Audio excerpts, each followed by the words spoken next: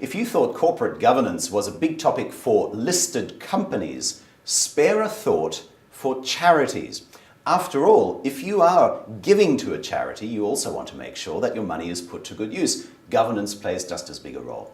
And in this year's Corporate Governance Week, it's the charities that are front and center on Wednesday, the 28th of September. Taebun Tek from RSM is here with us. You're the Managing Director of the Risk Advisory Practice. Tell us firstly what the difference is between governance as it applies to listed companies, which we usually talk about, and governance at charities.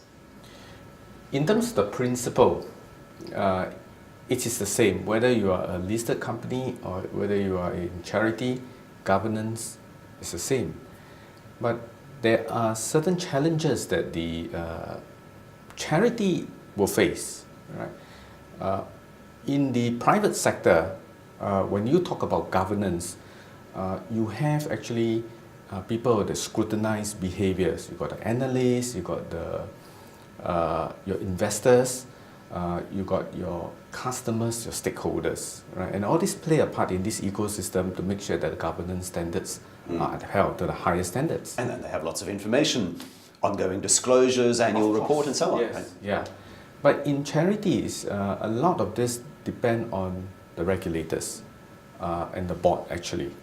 And in charities, you do need to have, and we also have to recognize that charities don't have all the resources that the private sectors have, right? So in charities, you do find the smaller charities finding it difficult to keep up with the pace of the corporate governance standards expected of a charity.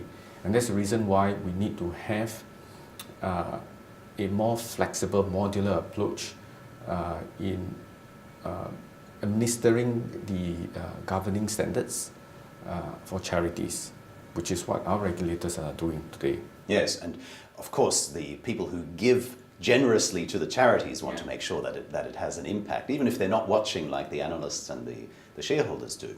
But at the same time, as you say, they don't have the resources, so what can they actually do in practice? I think a lot of this mindset, right? First, understand the performance of the charities, I think, is a lot more important than just looking at the charities checklist and do the conformance activities. If you are very small charities and your receipts, gross receipts is less than 5 million, right? And you will realize that you don't have all the resources to help you fill up those checklists, right? In fact, a lot of the in this kind of situation, I know that the board members personally run through the checklist and make sure that they fulfill. Now, this is what I mean by the performance part, where they take ownership, they make sure that they give a lending hand rather than rely on professionals. And when your gross receipts is 5 million or less, the activities are also not so complicated. The nature of the spendings are also not so complicated. So once the directors take the ownership and play a part, you will see that it's very easy to comply with those principles. And actually, a lot of these are good moral behavior in the first place.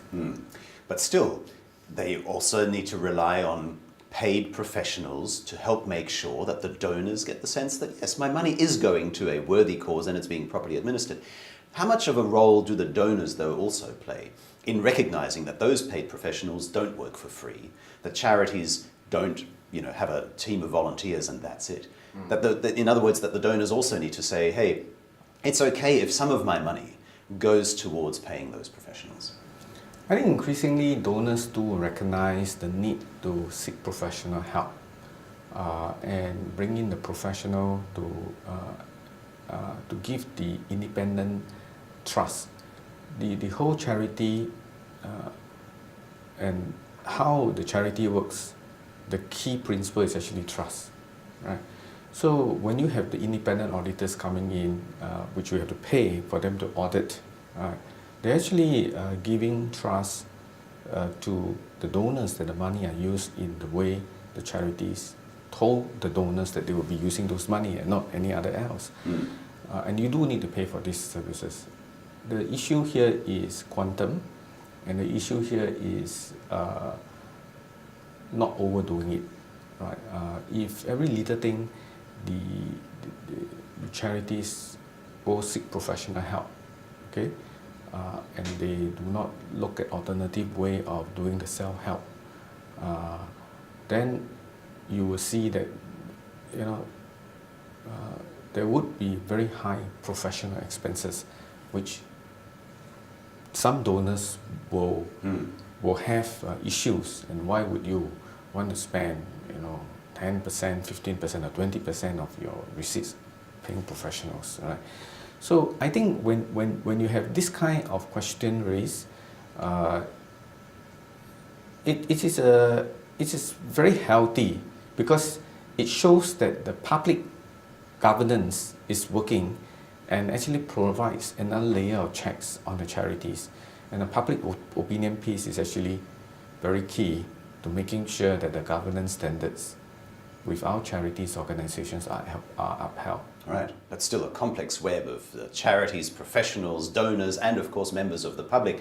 We look forward to seeing you for that disentanglement, I suppose, of all of these questions. Yes. Corporate Governance Week is on from the 26th to the 30th of September. The website is on your screen where you can go to register, and of course we look forward to seeing you, Tae Woon Taek. And all of you, and thanks to SIAS for putting the NPO track this year on the corporate governance agenda, which is, I think, very, very important today. Yes, non-profit organizations. Wednesday the 28th is the day for that. Check out the program at the website. You're on once again. Thanks very much for coming today. All right, thank you.